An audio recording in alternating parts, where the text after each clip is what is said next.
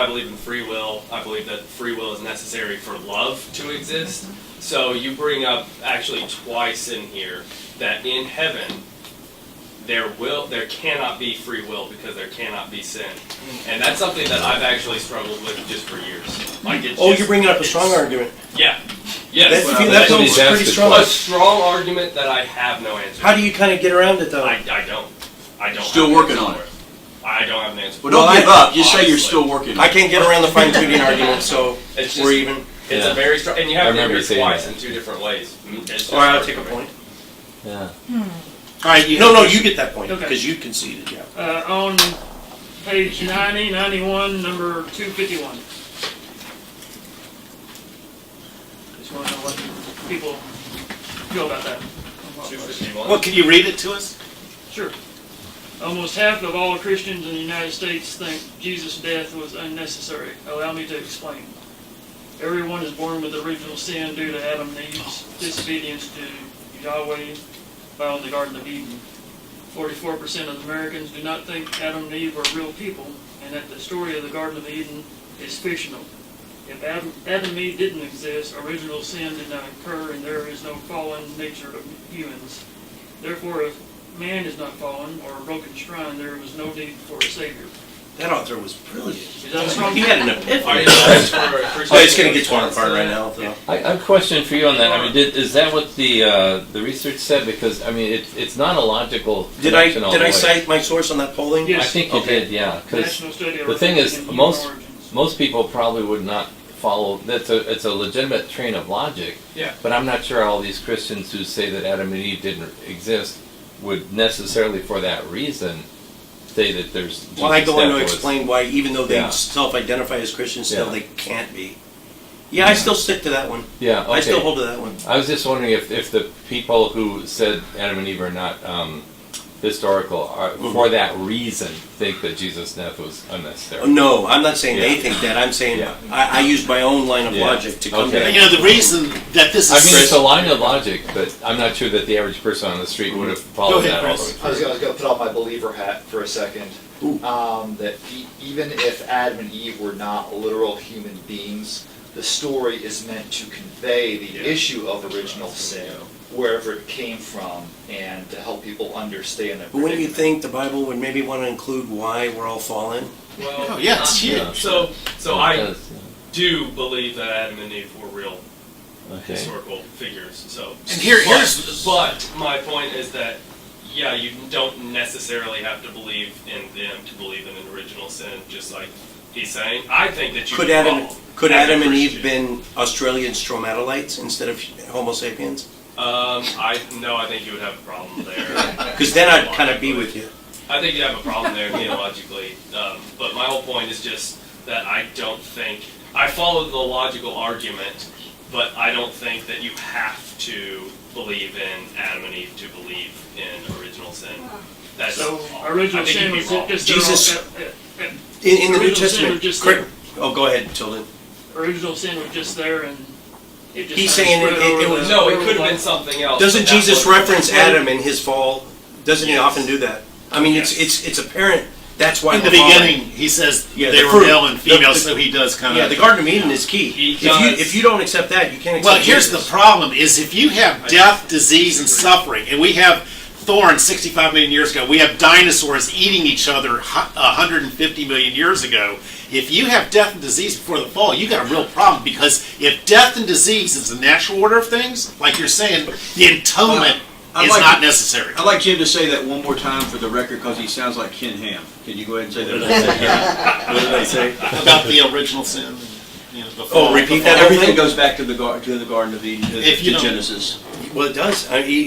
Jesus himself confirmed it, didn't he? Didn't Jesus teach in parables quite a bit? Well, he confirmed Noah too. In the days of Noah. That was not abstract. That was literally. Jesus also affirms Jonah. And as Jonah was in the belly of the great fish, so shall the Son of Man be. And see, Ken Ham said that if you throw out Genesis 1 through 11, you might as well throw out everything, because all the doctrines, the sin doctrine, atonement, are found in Genesis 1 through 11. So you're right. That just proves Jesus is capable of lying.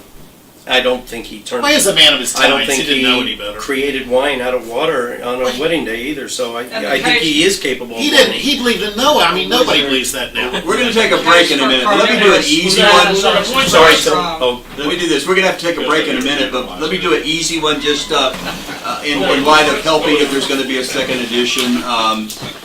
On page 302, which is point number 597 of 666. Point 597 says, What? this is page If you're looking in the book, it's number 597. Yes, yes. The page numbers aren't I'm in the matching Kindle up. edition. I'm it's sorry. page 262. I had it. I'm a Christian. I'm looking at my Bible. And Well, I'm trying going to to add find a little bit to that Oh, first the Church of one. Christ. She went. As an ex-Catholic, I can maybe speak for them to say that they believe that most of the Old Testament, in particular Genesis, is relational, not historical necessarily. So Adam and Eve would represent the early humans and what happened with their relationship with God. They're totally on board with the whole science aspect. How early? If you get too early, they weren't cognitively even capable of coming up with this type of theology. You know, how far back do we go? Yeah. Well, here's the one I was going to say, the easy one before we take our break that you just might want to correct or something like that. But it's Church of Christ or United Church of Christ, and it says a U.S. Protestant denomination, 5,000 churches. They hold that they're the one true church, believed by members to be the only church Jesus is going to save. They reportedly care more about their financial contributions than the spiritual well-being of their congregants. The church must follow the divine instructions of the Scriptures to the letter or risk God's wrath. Church elders justify their frequent abuse of authority with Hebrews 13:17, obey those that have the rule over you and submit yourselves. They refuse to admit their denomination like all others. Just a little minor point. I think you may have conflated two different groups. The Churches of Christ, which is plural, which is an independent movement, no music, baptismal regeneration, versus the United Church of Christ, which is one of the most liberal of any of the denominations. Let me just read you about them. Founded in 1957, it's recognized as one of the most welcoming and affirming Christian denominations, celebrating same-sex marriages since 2005, ordaining LGBTQ plus pastors since 1972. Not only would this group not say that you have to believe their way in order to be saved, that I don't know that they would even say that you have to be a Christian for that. So it's that's just one thing that you may want to fix. You're probably referring more to the independent Churches of Christ. Independent or United? Not the United. United is the liberal Protestant denomination. So the Churches of Christ are technically independent, so they have like beliefs, but they don't have a denominational headquarters. And you always want to be careful about reportedly care more about their financial contributions and the well-being of their congregants. When we have problems, when we do our profiles on cults and stuff like that, we think that in our heads, but we don't write it down.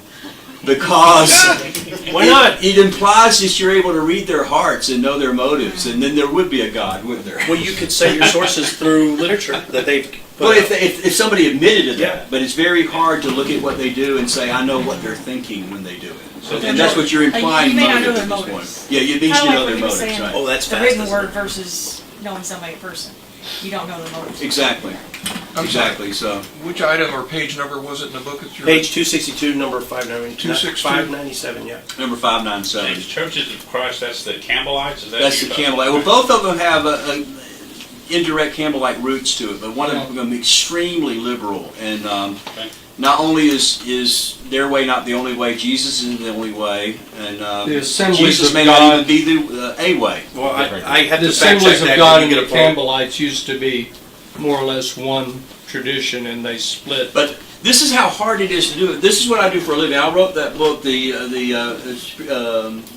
Concise Guide to It's a today's dictionary. Christianity, and I do this all the time, and it's very hard to get these things right. And I'm a Christian trying to do it. So somebody there's who's 41,000 an outsider, denominations. exactly. So you know, You can it's conflate them. very hard to keep them all separate. So anyway, but you might want to correct that if you have another. So what we're going to do, we've got some coffee that's ready to go. We're going to take a break. We're going to be back in 10 minutes from now. The restroom for the new people are right down the hall, first door on the left, down that hallway, on the other side Where's of the the bathroom kitchen. for the old people? Upstairs. There's also, I hope it's clean up there, but we also have another facility upstairs if that's crowded. We're going to have coffee, and there's some dessert in there as well. Be back in 10 minutes. It's 10 minutes sharp, so we... Welcome back to the Atheist and Christian Book Club, a monthly gathering of Christians and non-Christians, atheists, respectfully discussing important books from both perspectives. Our book today is Pulling Back the Green Curtain by Jim Hall. Jim's a charter member of our Atheist and Christian Book Club and is here to defend his book as we as Christians begin to try to pick holes in it.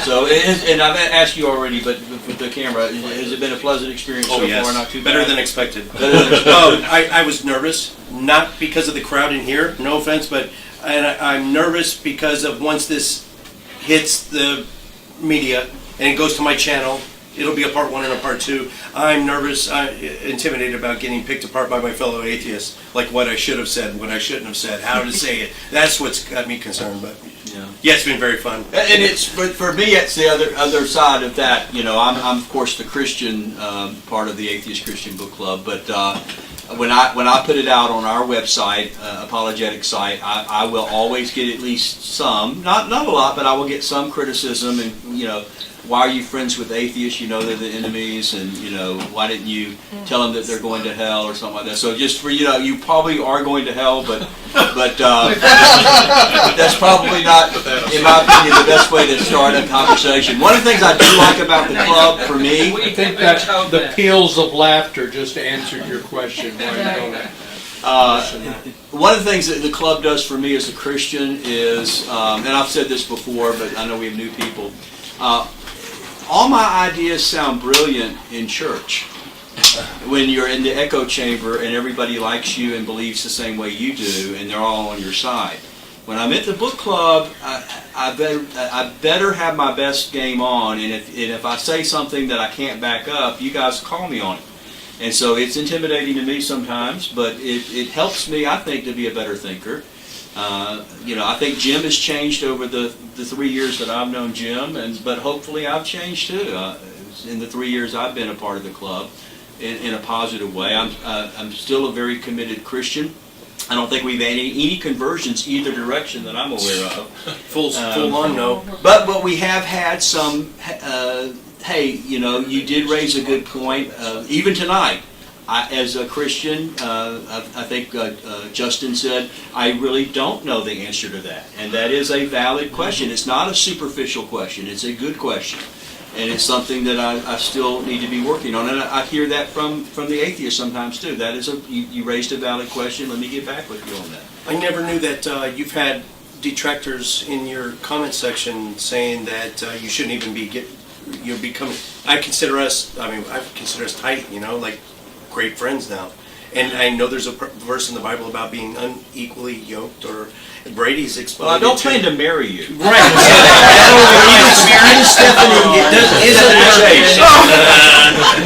But within that passage, don't they use that passage to say don't even be friends with, don't allow them in your house and all that? Yeah, you'll get that sometimes. That's a bad interpretation, I think. But the truth of the matter is, it's easier to just always be around people that are going to agree with you, and it stretches me, and all of us, I hope, get stretched a little bit on this, and makes us think outside the box a little bit, and some of the books we picked have been very powerful books. Jim's got some good points in the book tonight. That's why I wanted to at least to make sure we spend some time on his best points of what we feel like is his best points. So Tilden, I think you have a. Yeah. You have a point? You're coming from the 8th. I'll get a quick, just for the camera again, just reset for new people watching. How many are Christians? This time I'll be Christian. Oh, thank you. We have one conversion. How many of you are atheists or agnostic? Either one. Okay. Isn't that great? Okay. Hey, you First accomplished time it. ever. He accomplished First it. So time. that was my mission. Well, I and- just wanted to outnumber one session. And again, it is good to have, to have atheists here, and we want to make sure we have good atheists here every time because it does make for better conversation. Tilden? Okay, I like this book. I learned a whole lot in it. I had a question for the Christians, if we have Christians today. Number 224, which is on page 81. We recently had a banner program. I don't know if y'all heard about it or not, down in downtown Fort The Worth. Metroplex Atheists. Yes. So I had a question for the Christians in the group. In God We Trust is on our money, has been since 1864. What are your thoughts about that being on the money, y'all? I like money. What is your? I'd just like to have some comments about that. I'll start. I mean, sure. To me, that's a kind of a minor issue because it's kind of like the Christians. A lot of Christians get involved in these bumper sticker wars, and it's they're going to get a better bumper sticker. They're going to have their fish eating the Darwin fish or something like that. And hey, look what you just won. To me, it's kind of a meaningless. It's not a substantive conversation to do. Does it seem inclusive to you? Okay, now that Should I do it that way? yeah. The vast majority of people who say they trust in God, they're not even talking about God in the same way or trust in the same way I am. So I realize that people that even validate that are not in agreement with me on what God means and what trust means. That said, I could see how the closest I could parallel that would be I'm a former Mormon, now Christian, and when you go to Utah, there's parts of Utah that are 98% Mormon, and you can feel excluded by some of the Mormon, slogans and assumptions. Especially children, I think, do, that are non-Mormon in that area. So I try to put myself in the shoes of an atheist to say, I could see how it would be something that would say, this doesn't represent me.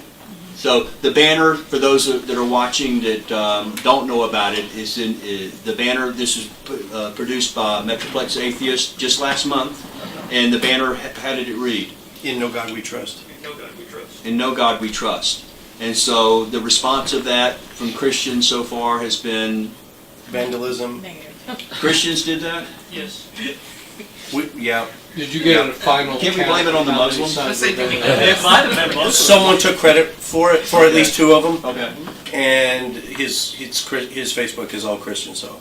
Now I talked to Randy Word about it. I'm He not gonna- said that a lot of Christians were actually saying that they thought there was a good Many point are there. supportive. And I think you all are supportive of separation of church and state. Absolutely. Many Christians are. My background is Christian background is Baptist, and historically, all the way back to Rhode Island, it has been an idea that there should be a separation between church and state. We don't want the state funding church. We don't want the state determining what is a good church and what is a bad church. We don't want the government in that business because we think that the government does a very poor job of that. I don't like government in healthcare for the same reasons.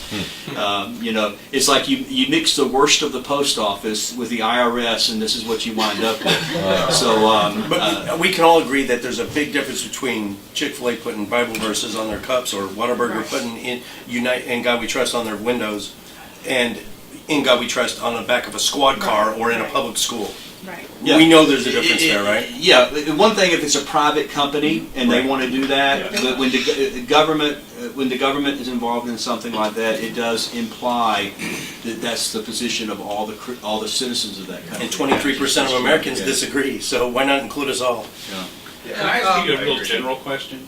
I don't know where this fits in, but I always wonder, why do atheists care about other people being atheists? I mean, what's the point? I can understand wanting to be included and not be excluded, but why do you proselytize? Why do you care? I mean, In God We Trust over a I'm not chalkboard talking in the about third that, grade but- classroom. No, I'm not talking Right, about. I'm not talking about. Because that's indoctrination. I'm not talking about proselytize. political stuff. But I mean, why do atheists want to convince believers. Oh, I to have be no atheists. desire Like to. here. I would say most of our energy is applied to issues of separation Yes. of church and Then state. what's the purpose of your book? If that's not to convince It was for me. believers. It wasn't for you There's guys. another It's for me. reason, you know, it could Just be to get it for- out of my head. Very selfish. Sometimes it's just good to let others know that doubting is normal too. Yeah, well, I've been here But a lot, and I there's a don't, lot of I'm not argument. looking to change anybody. Try to- Watch but this. Okay, non-believers, raise your hand if one of your main goals is to deconvert people. Bill, that's it. That's it. It's really not very common. Thanks. Now there are, who's the street epistemologist guy, atheist who that's like a main calling in life. But I asked this question early on when I was going to the Metroplex Atheist Fellowship as a visitor, just for the sake of the record. Don't email me on this, Christian friends. I was going as a guest, not as a member.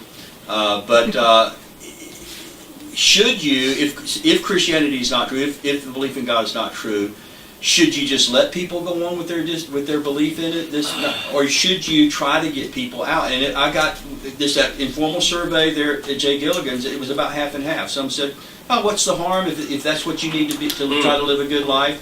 That's Well, to me, the reason I try to deconvert people, especially like Mormons, and I think you're the same way, is if you've ever been to a Mormon ward, there's one thing about hearing a theoretical and experience the absolute boredom of one of their services. I mean, you see people just going like this, and I looked at the clock, it was 20 till, and it wouldn't change. I mean, it just was. So, here's the thing, well, let me finish that. So, in Christianity, you can go to a Christian church, you can do your little sexual sin and just do anything you want as long as it's not egregious, and nobody's going to call you out on it. In the Mormon church, if you want to go to your temple and you've had coffee, tea, hey, let's cough up that tithe, you can't go. And it impacts people's lives in a negative way. Wouldn't you agree? Psychologically. I would think so, but I want to hear what Cindy has. Okay, I don't care if people are Christian if they're not interfering in other people's lives. My mom is a good Christian. She doesn't carry a Bible around and thump people over the head with it. She lives her life. She has her faith, and that's fine. It's the fact that there are some that are trying to push their beliefs and make it seem like, well, they believe it's a sin, so everybody in the world needs to believe it's a sin. Your right to swing your arm ends at the tip of my nose. Right, and yeah, do what you Oh, want, Brandy. but yeah. Yeah, we were talking about, the question was, what motivates atheists to be activists, to do the things that we do. For me, I'm not so much after the Christians, that's certainly not, I don't mind if a Christian says, oh, I've thought about it and decided to become an atheist, that's fine with me. What my main concern is, we have a huge amount of atheists, and where are they every Sunday morning? I can tell you, they're in church, sitting in a pew, pretending to be a Christian, because they own a hardware store, and they won't sell any of their hardware if they came out as an atheist. In fact, if they're in a small Oklahoma town, they'd probably be put out of business. What, real estate agents, that's where they get all their of leads. this. Yeah. So I don't think I've ever met. One of our big things is to get people to come out of the atheist closet. We have enough numbers if we could ever organize, which is like herding rabbits right now, and we would have political power.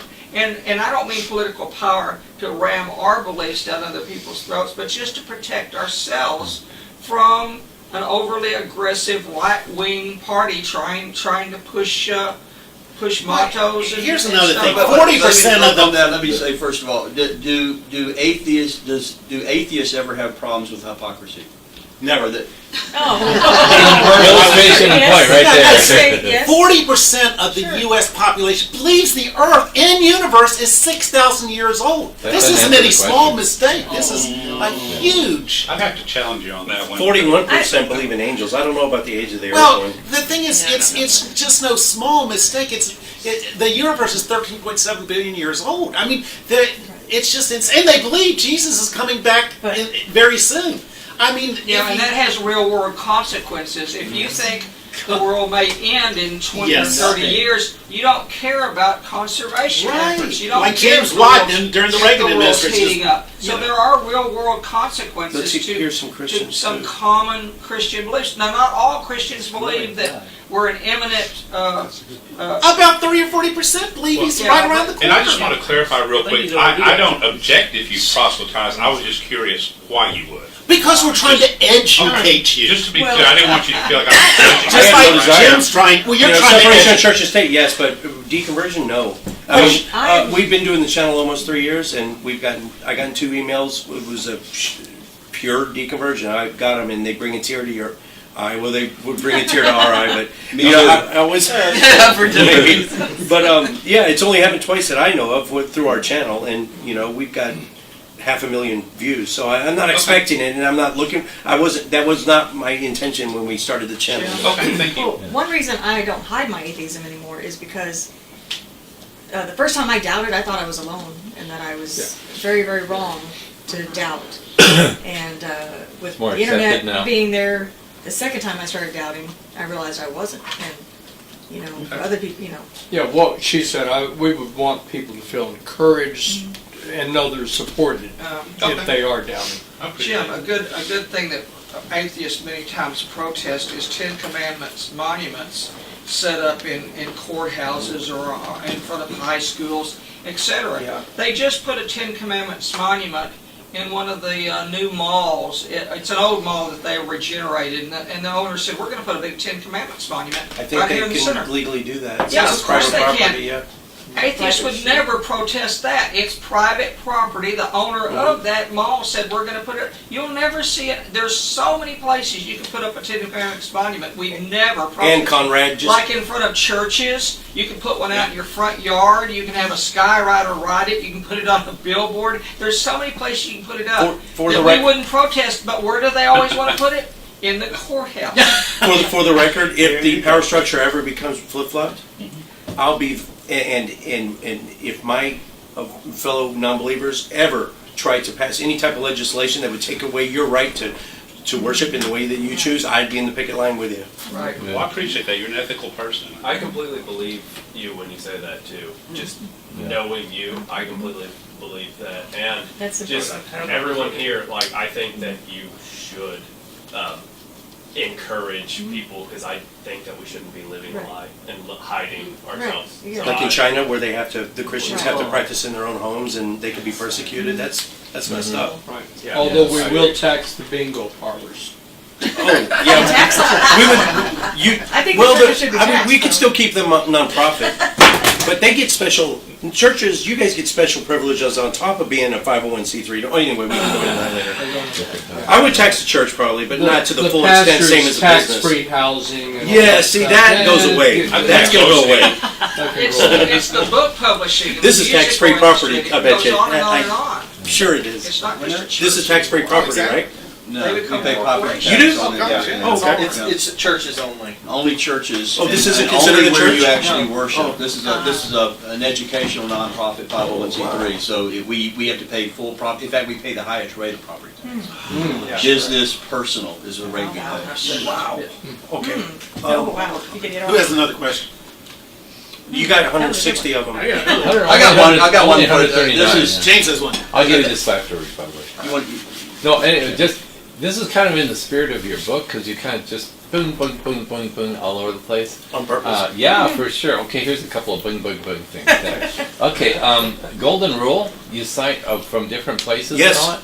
You know, there's a very distinct difference from the Christian version than every single one of those, because all the other ones say, "Don't do to others what you don't want them to do to you." It's a kind of- negative. It's a negative prohibition, Right. and Jesus says, "Do to others what you'd like them to do to you." But is it really More different? positive. It's the same spirit, No, right?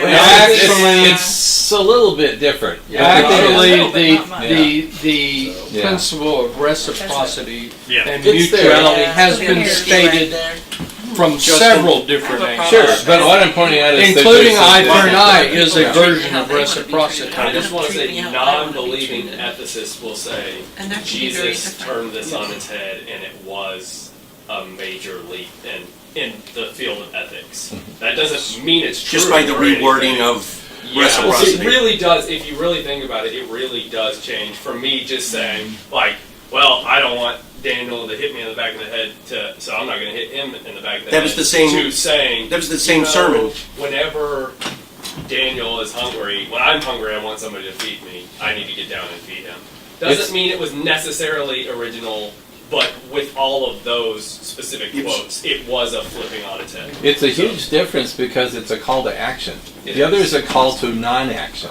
But the exact same sermon, he Yeah. says a lot of things that no one follows and no one cares to follow. And Right. no one would follow. I actually was doing some research into the Golden Rule before I came, and it says Simon Blackburn, maybe you know who that is, states the Golden Rule can be, quote, found in some form in almost every ethical Well, he's saying tradition. the way it's worded, it flips it on its head. But I agree with you. It's worded several different ways.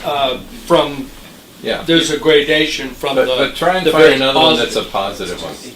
Okay. So James, That's a point. You hit some other real He gave you a point. Yeah. That's Okay. a point. You won. Here's Yeah, okay. we need Here's that here's a in really wild one. This quote about the tongues there, and you quote William Samarin, anthropologist and linguist from the University of Toronto. Turns Is out this I know, speaking in tongues we're talking about? yeah, that's a speaking in tongues. Turns out I know the guy. Glossolalia. Yeah, because he is a Christian. He is the foremost authority on the Sango language of Central African Republic. He's written grammars on that and all, but he just happens to be a Christian as well. A little bit. What's your problem? Well, what's the... No problem. he knows. I'm just saying. Oh, I'm you're just just showing you saying the the other world. thing. Oh, Okay. so James, what was your That's question? crazy. Yeah. What was your point of that? If you look, James Walker is quoted in the book. Ooh, Is yeah. it in I that think one I or my remember old that, one? Yeah. Yeah, it's about... Full disclosure, I did help Jim with a couple of the Muslim and Scientology and Mormon. The one I quote you, your actual literature is the Garden of Eden. The Mormons think it's in Jackson County, Missouri. Independence, Missouri. Yeah, Jackson County, far west Missouri. Yeah. One other thing though is a little bit more serious. You're on number 383, talking about the loaves and fishes things, and you say, "Oh my goodness, they appear twice in Matthew and Mark, and they don't agree with each other." Take it away. And in Matthew, Jesus says, "Do you remember these two cases? One the feeding of 5,000, one the feeding of 4,000. They don't agree with each other because they were two separate events." That's the Christian apologetic. No, that's what Jesus said, That's right? in the Like Bible. 3 verses later. Well, the answer is what the writer. It doesn't make any sense because one time he's feeding 4,000, then the next feeding they go, "Boy, Jesus, how are we going to feed all these people?" Well, you wouldn't say that. That was the gospel writer's point. Yeah. Jesus is saying, "Don't you just remember what just happened?" Yeah. Anyway, Why did the second 5 or 4,000 act so surprised when some of that 5,000 had to have been some of the other 4 or 5,000? But if you know real scholarship, the writer probably had 2 oral traditions, 2 accounts, and he just probably slammed them both in. There's an assumption. That's a good. That's scholarship. Bill, did you really just say that with a straight face? Anyway, James. Okay. Be a scholar then. I've got one here. Help me out, Christians, on this one. Okay. This is question or issue number 507. A man named Jephthah, this is in Judges, was promised a promotion at work under one condition. The elders of Gilead told Jephthah that he would become top-ranking general if he succeeded in conquering Ammon. Jephthah accepted the offer and swore an oath to Yahweh. "Whoever comes out of the doors of my house to meet me when I return in peace from the Ammonites shall be the Lord's, and I will offer them up for a burnt offering." Jephthah's forces routed the Ammonites. When he met on the doorstep on the way home his daughter, and Jim says, did he think it was going to be a stranger? And he gave his daughter 2 months to go into the mountains and cry about still being a virgin. Then he killed her as promised. Okay, the Bible doesn't say he killed her, but we can definitely infer. Don't tell me this. The Bible Yes. does say, I looked up Judges and now reread it. It does say he fulfilled his vow. Okay. It does say Good enough that. for me. Okay.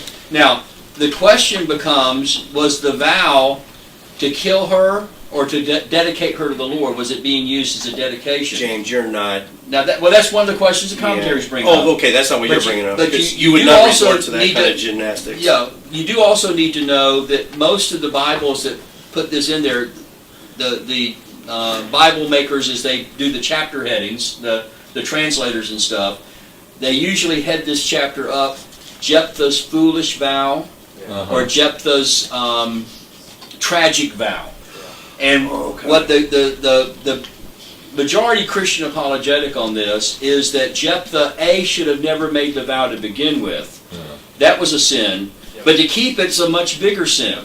So, you have to understand when you're reading the Bible the difference between what's prescriptive and what's descriptive. And I'll put on my Christian hat real quick.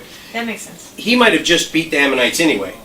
And God may have not done anything to sway that battle. So he might not have intervened at all.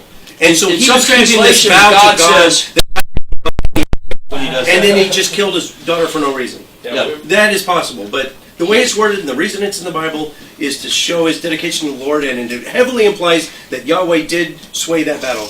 Okay, you could also bring in Abraham and Isaac. He didn't have to kill him, but he had to be willing to kill him. Yep. And that was prescriptive, not descriptive. But why couldn't the God have stepped in and said, "Hey, Japheth, I know you screwed up. I know you're an idiot. Just forget this one. I'm going to give you a pass." that gets back to the problem of evil, and why couldn't God make every bullet fall out of the gun when you tried to kill somebody? I mean, God's all powerful. He could do that. But the typical Christian response is that you really don't have free will if you can't freely choose to do the wrong thing too. So God could have made robots, or he could have made guns that would fail every time they pointed at a human, but he didn't. Then why would we have guns? His reaction when she walked out of the house or wherever they were living seems to indicate that he did kill her, because just sending her off to be with the monastery or whatever wouldn't have. He really would have been against it, because they said he rent his clothing. This was a man. He was expecting his mother-in-law. Yeah. They said he tore his clothing. This even a goat. tremendously upsetting. I don't think he would have reacted. I read the commentaries on that too. We've all been there. The context of this, especially in the original language, is not like an animal would have probably been out to meet him on his way in. Or he was surprised it was a human.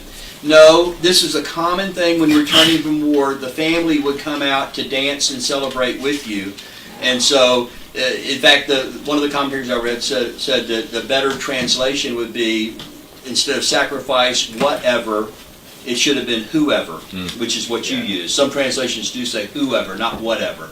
So it's not like he was expecting a ram to come out and greet him on his way in. No, it was a foolish vow. Should have never made it. But when you make a foolish vow, rule number 2 is don't keep it. So it's just documenting Jephthah's stupidity. Free will to make But the all bad the judges, decision. and this is with all the judges, you see this parallel. So all the judges, you have people that God used for something good who turned out to have real moral failures. Samson is another example of that. The reason Samson failed was not because he got his hair cut. He couldn't keep his hands off of women. And even though God used him to get victory over the Philistines, he was a flawed guy. And so you don't want to say, I want to be like Samson when I grow up.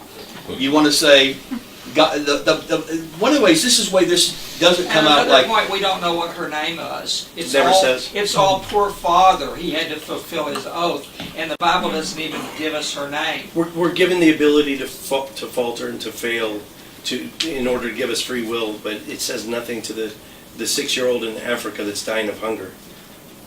Well, one of the Christian who's responses innocent. to that too is that we believe this life is not all that there is, and that there's an afterlife, and so we don't think that when somebody dies, that's. I'm sorry. I love you, James, but no. Well, and here's the thing. It doesn't. To me, that just okay.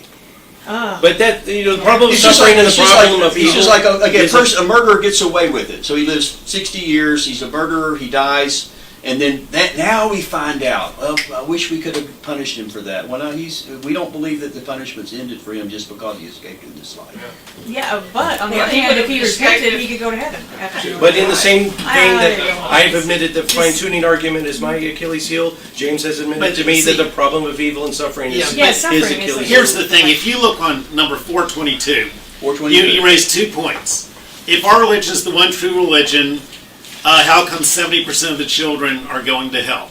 And a lot of, like Ken had a problem with that. A lot of atheists have problems with, God sending people to hell. The other one, was it ever moral to kill babies, own another human being, or commit rape? If not, is God a good role model? Here's the thing.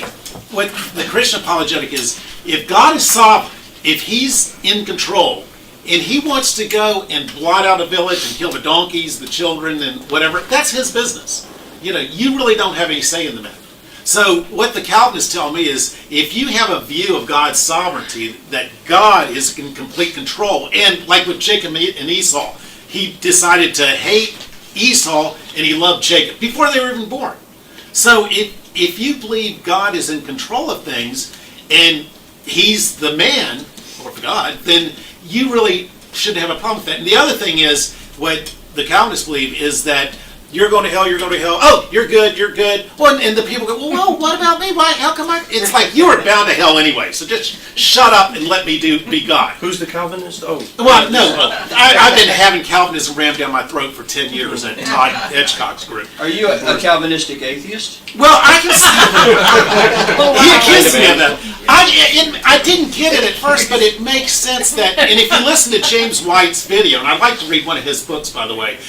If God's in control and he's creates a billion galaxies with 1 billion stars, 100 billion stars, or 300 billion stars, and that's what I'm saying. Can you really argue with God and being evolutionary evolved, and your thinking is flawed because it's mine too, obviously, and all of us? How can you go and argue with God?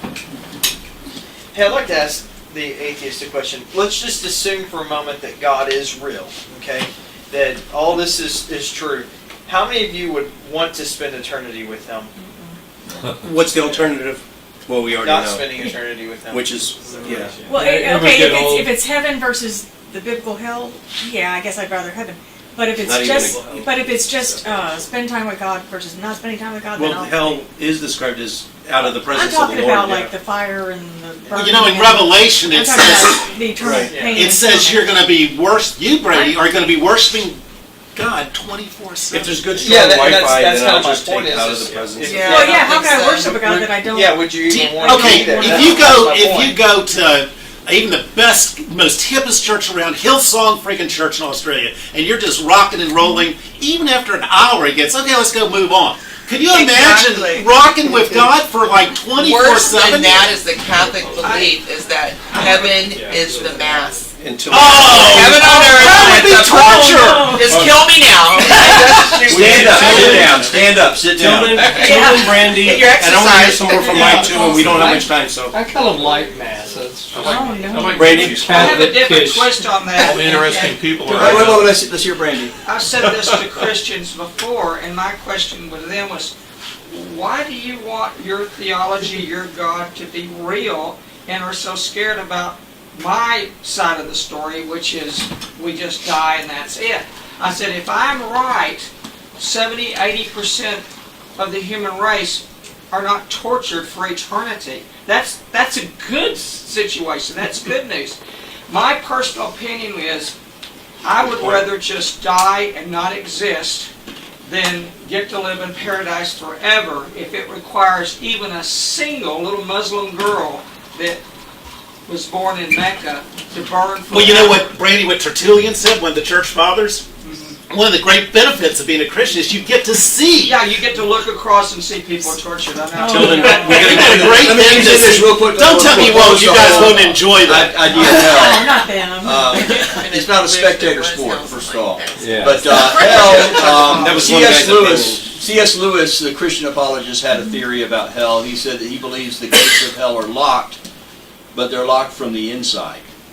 And that is that God is not going to force you into the presence when you completely slam the door. And hell, although you have the Dante's Inferno and take on that, and some of the descriptions, metaphorical descriptions of it, a place that's ice cold but burning fire and things like that.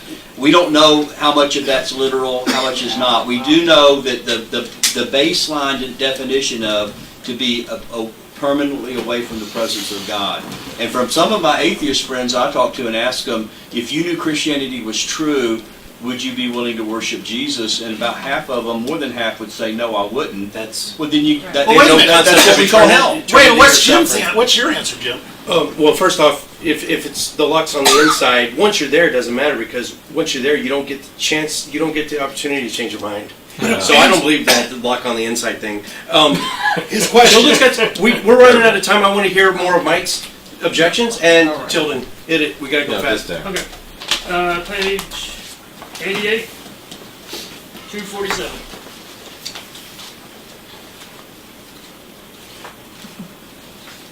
While it's doing that, on 625 you say, according to Christianity, hell does not exist. And then what's the, do I cite anything? I can't just say that You and cite leave it 4 hanging. verses. Oh, Well, wait a minute, what number are we on? 625. 247, But they page look- 88. This is just a hit or miss thing. Oh, from my class. Well, I'm still, But then we number gotta- 6 or number 247? 647 or 247? Well, the one I was saying was, hell does not exist is 625. Oh. Yeah.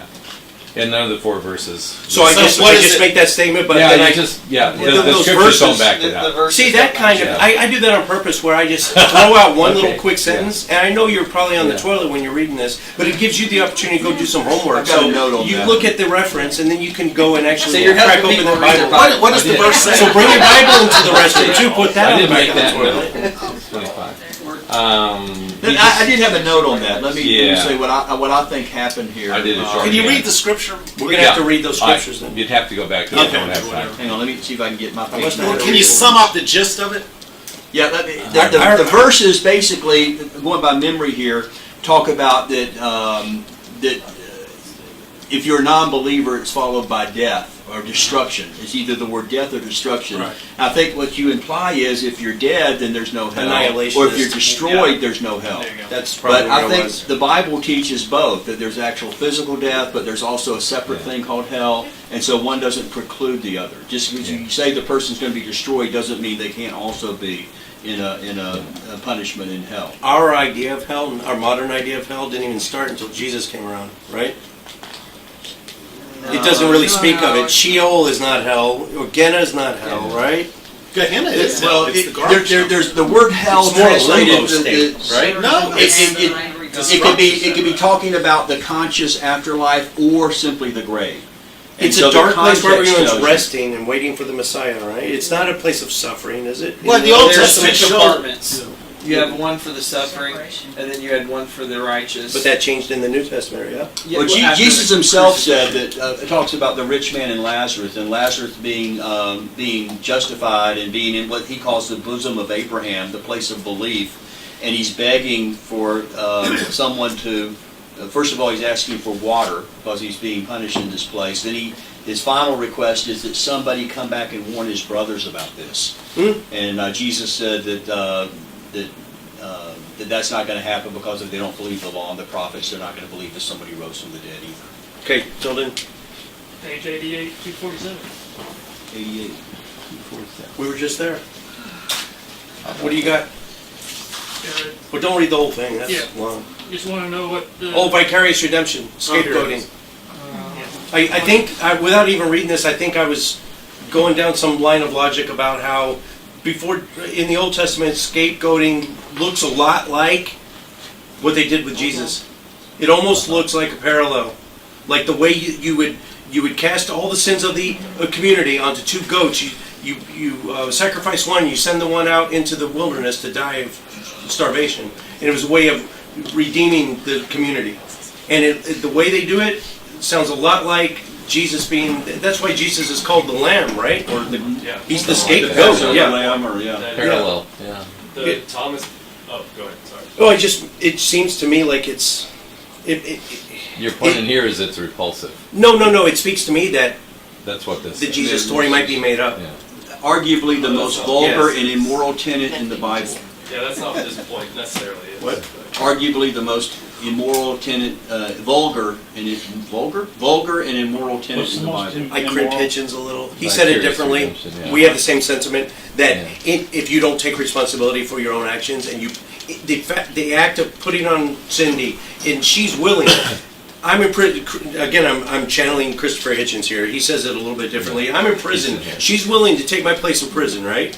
And I allow her to, and we switch. That's the worst thing I could do as a human being, in my opinion, is to cast all my sins onto something else.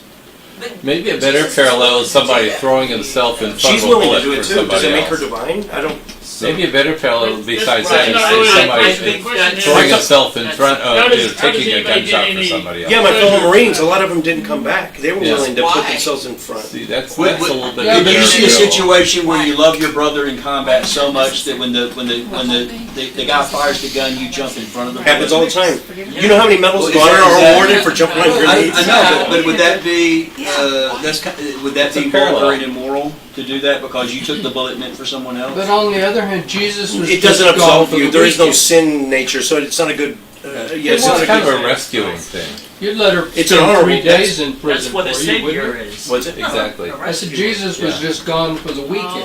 Yeah, Bill says he just had a really bad weekend for Yeah, your he had a sins. bad weekend, and then he's back in heaven. And he knew he was going to be back 39 hours later anyway. Except for her. But my question would be, Christians take pleasure in that idea. Oh, of us suffering? Well, No, Or so some. I don't think they I think I don't speak for all Christians, but what I think about that is that I'm a sinner. Heaven is holy, righteous, pure. There's no sin in heaven. I'm a major sinner every day of my life. I don't want to be punished for my own sins because I won't make it. I need a savior. I need someone who's never sinned to take it for me, and I'm thankful Jesus did. One thing real quick. Okay. You know how you test? You know how I test the intellectual honesty and to find out if a Christian I'm talking to really believes what he's saying, or if he's just mouthing it, or if he was programmed, by how ardently he tries to save me. If he's really trying hard, he believes in what he's talking about. But if he never talks about it and he's not trying to save my damn soul, something else is going on. Okay. Yeah, there's a great video by Yeah. Penn Jillette when he Yeah. talks about that. He says some of my Somebody- atheist friends, they get upset when somebody tries to witness or proselytize them. He said, no, I get it. And he used the analogy of a car. If a car's bearing down on you and you don't believe me, and I'm saying is get out of the way. At some point, he says, you grab them and throw them out of the way. Exactly. Chris had oh, something. go ahead. Sorry. I was going to say, we were just talking about how it's a good thing that someone who escapes justice in this life for a crime, they will ultimately get the punishment they deserve in the next life. But not And yet necessarily. here we have a system where someone who enables people to avoid punishment is somehow a good thing. It Yeah, seems like there's a here's the moral difference. The conflict. difference is the payment was made. It's not like that nobody pays. The Well, the if payment was is paid made, in full. if the payment is made, then no one should go to hell, right?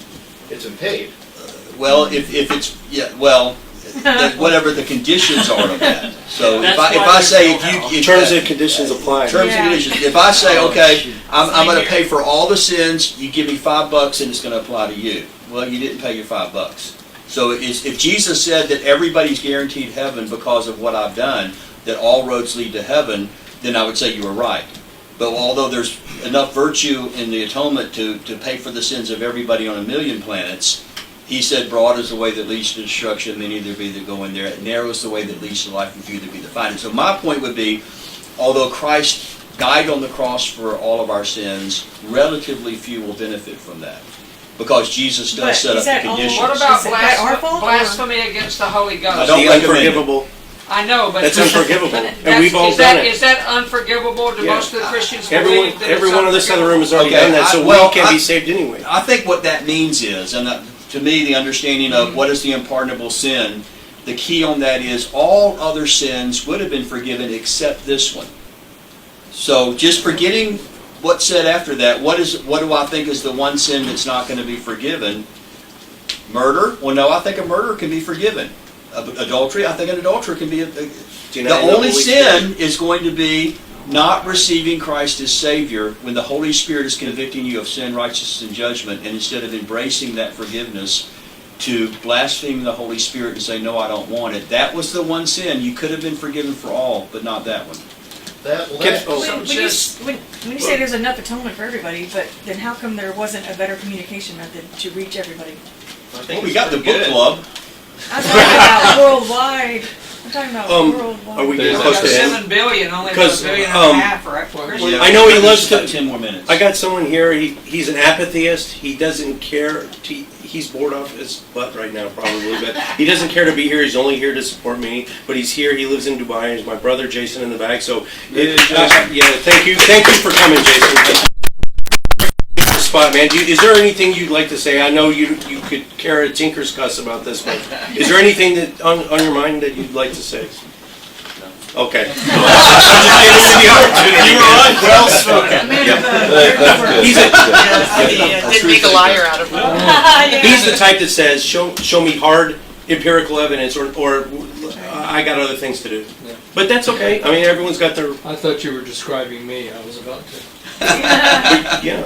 I will say that. Do we have time for Mike doing one? Yeah. All right. Yeah, Mike, you got one? Just one more. I mean, I'm going to give you the sheet afterwards anyway. But so there's somewhat. I think there's some non sequiturs that you got there. In 3:12, Mary asked the boy Jesus, "What in the whatever are you doing here in the temple here?" There's some bad words. Yeah, that's a part I must admit I didn't appreciate some of that.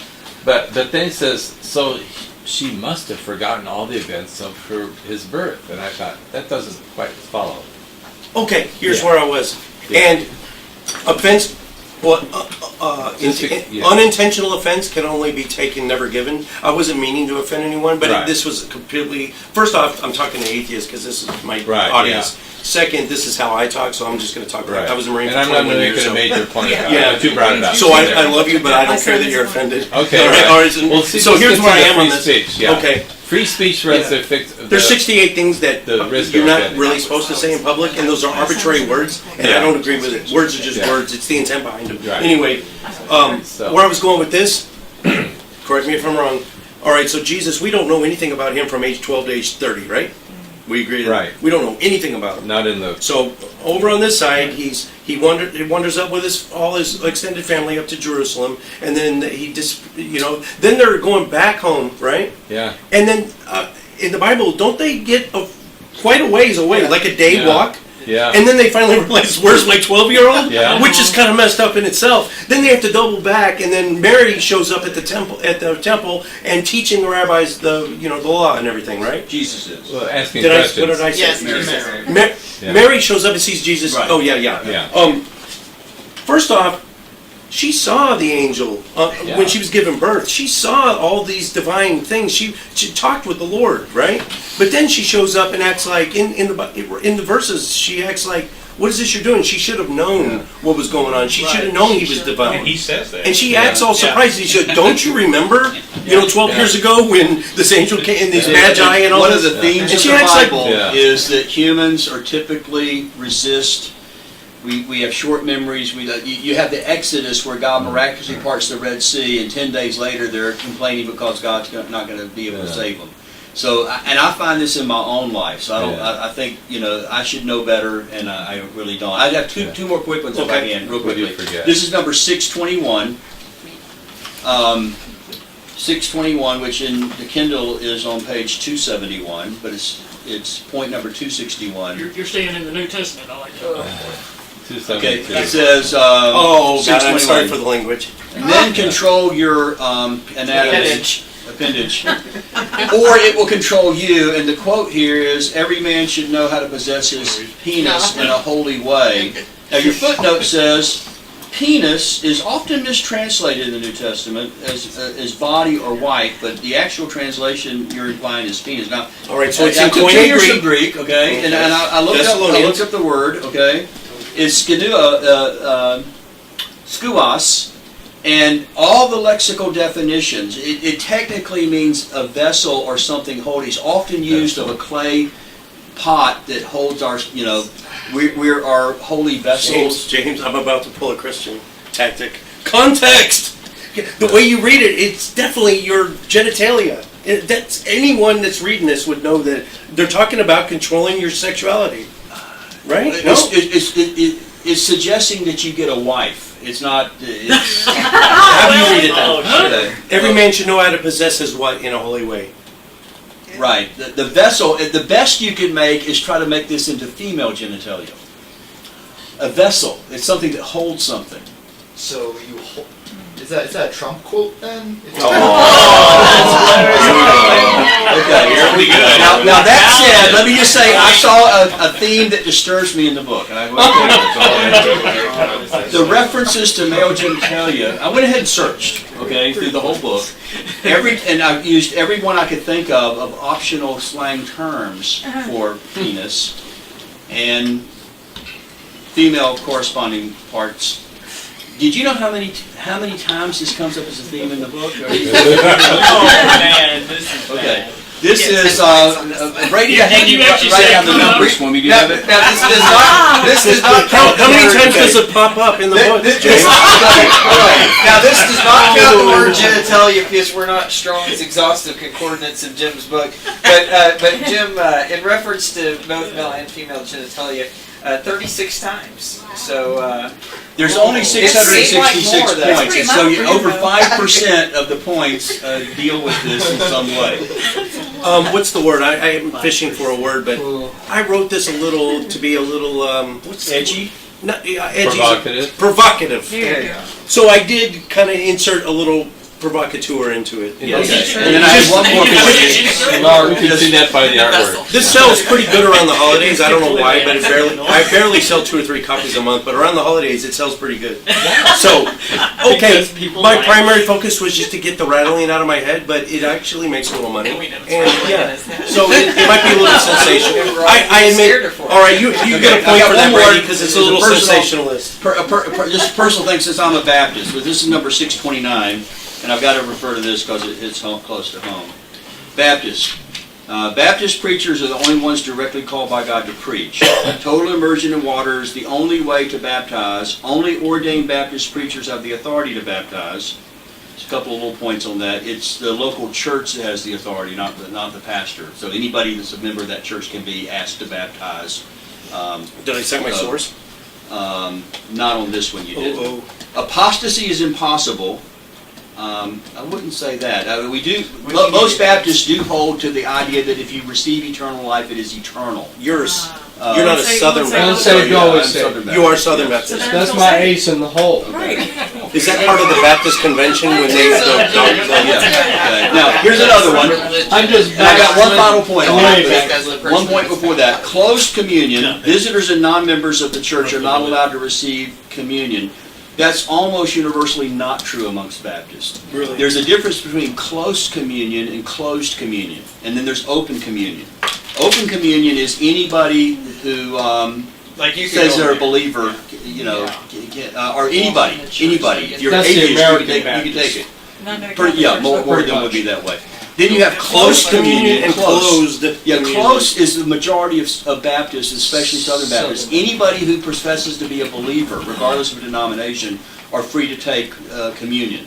Closed communion, you'll find that with like the Mennonites and the some Catholics. You'll find that with some Lutherans, Missouri Synod, for example, and also with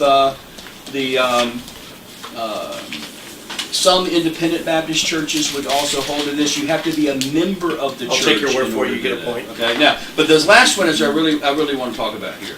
Arguably, that's like a source, isn't it?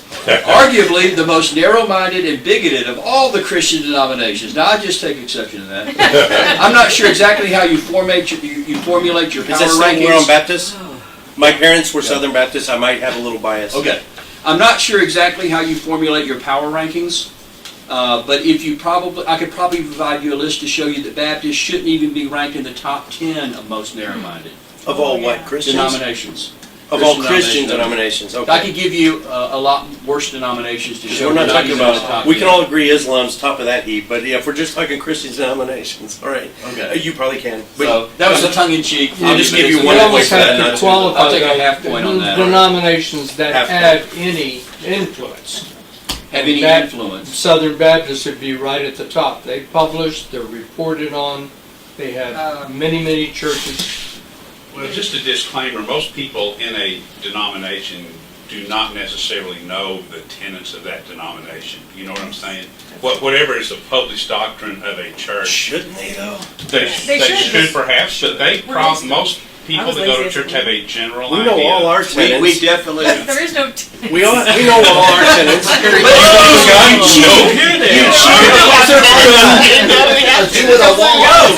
are Are they? you saying you know nothing? Think God's real? No. Okay, done. We We've got got the Republican, we got Trump supporters in our group. I'm liberal and Metroplex Atheists has conservative. hardcore Republican conservative, lots of libertarians. There's a lot Do of you them. think that's the Second Amendment. Texas influence and not the atheist influence? Might be. Libertarian and atheism, that seems to make sense together, actually. Yeah, I would. Well, I just try to think. You're independently. libertarian, I right? don't try to There's one. think like everybody else. I try to think through things. Yeah. Yeah. Well, talking about Cindy thinking and all, again, I want to say thank you for helping me to be a better thinker.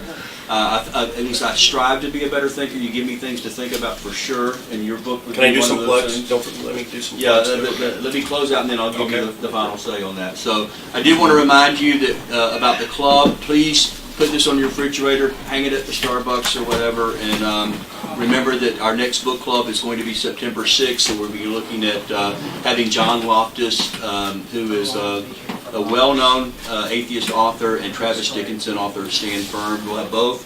I want to do a section here maybe where we let both authors ask each other questions, maybe. That'd be good. And maybe have that segment, but we definitely want to give every club member an opportunity to ask either or both authors their own questions as well. So I want you to help us get the word out on that. Again, thank you for being here. How many are new? This is your first time to be here? Wow, that's excellent. Yeah, that's great. And so, Jim, Thank you. he again, as well as being our author of the Pulling Back the Green Curtain, he also is the host of Atheist Edge, a podcast, YouTube channel. You want to talk a little bit about that? Yeah, so Chris is a co-host, so he's the brains of the operation. Our next beauty. we put out a video every 2 or 3 days, so go subscribe to that and remember to hit that bell. You'll get notifications for our coming videos. Our next live show is this Sunday, day after tomorrow, the 4th at 1500, 3 p.m. We are interviewing nom-de-plume. Some of you atheists might know. He's a way bigger YouTuber than we are. He's an atheist, lives in London, and we've also got on there a young Earth creationist and a NASA skeptic who doesn't believe in planets or outer space. Oh, wow. So that's A NASA denier. Yes. Hey, well, let me say this too. Oh, and let me give you the results of the. Okay. It was atheists 4, Christians 9.5. So you guys win. Well, and we were outnumbered for a change. Whoa. So if you do points per capita there, it's even more. But I want to say this also about Atheist Edge. Jim, unlike some atheists or Christians, are willing to talk to both sides. So he has Christian guests on his program. I've been a guest on his program before. You've got Brady has other Christians. Some of our other club members have been a guest on there. So that's refreshing to me to be able to have somebody look at both sides of an issue. And for what you said about apologizing to Justin, my hat's off to you on that. And he is, again, He was right. Well, it was snarky and condescending. I had to go back and look at the book.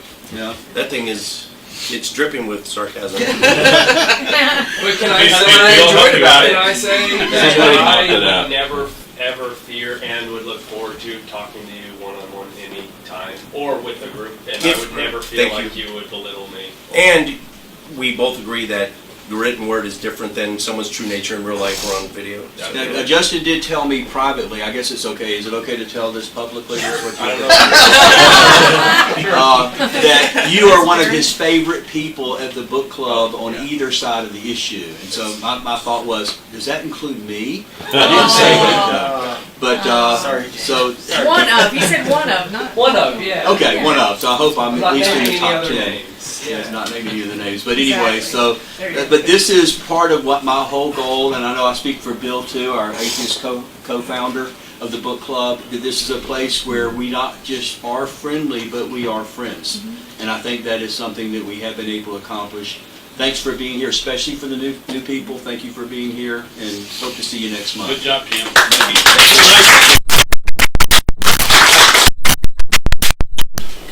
Are we off? Yeah. I got keychains and bumper stickers if you want them. Swag. And this is to remind you to subscribe.